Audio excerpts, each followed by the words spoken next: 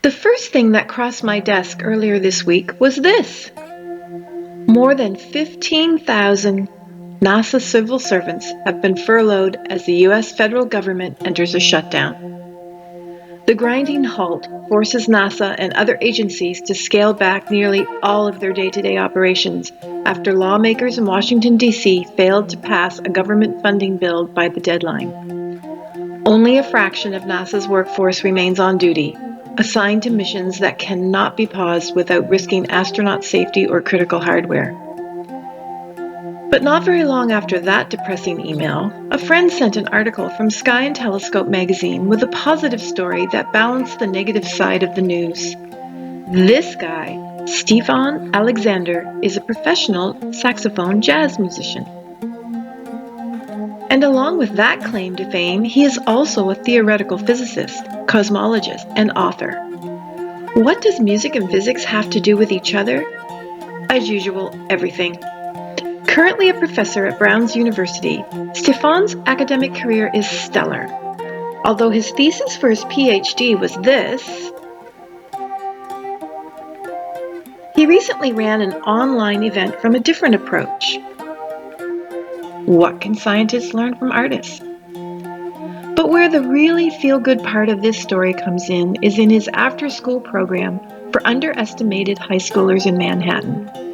First of all, I love the word underestimated, but more importantly, this program, Sound and Science, is open to all. All you have to do is fill out the online form. No grades, no referrals, no payments. And if you need help with the form that's online, that's available too. Having faced a lot of discrimination in his pursuit of his various degrees, Stephon wanted somehow to provide both science and music opportunities to youth. Students work in a collaborative studio environment where they can create music projects using digital recording software and learn to write their own sound and music software. They are guided in translating scientific ideas like frequency, harmony, rhythm, and patterns into musical information through programming and experimentation. This process allows them to experience physics and math not as abstract equations, but as living tools for creative expression. They meet every Tuesday and Thursday from 5 p.m. to 7 p.m. at his lab and studio in Civic Hall in New York City, near Union Square.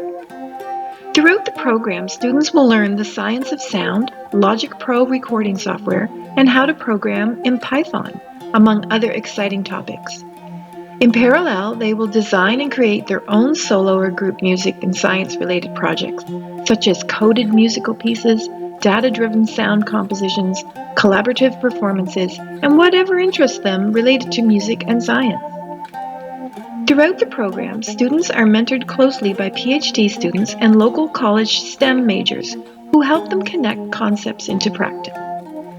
They also participate in master classes where musicians, producers, technologists, and scientists share how their work at the intersection of music and STEM shapes entire industries. I don't think it can get much cooler than that, but it kind of does. The program builds towards a showcase in which students present their projects, allowing them to share their work with peers, mentors, and invited guests, and gain recognition for their creativity and achievement. At the end of the 8-week program, students receive a certificate of accomplishment, which they can use in college and career applications. They may also request a recommendation letter from Dr. Alexander himself.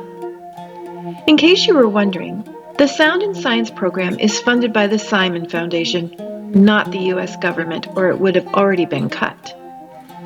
Although Stephon has an alternative view of the Big Bang, theorizing the early universe emerged from a destructive event or force at the end of a string, a point called a D-brane, B-R-A-N-E, like a bubble popping.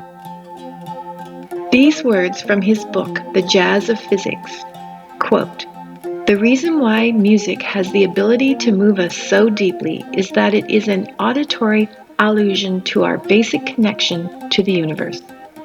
These words could not be more true. Pythagoras was right.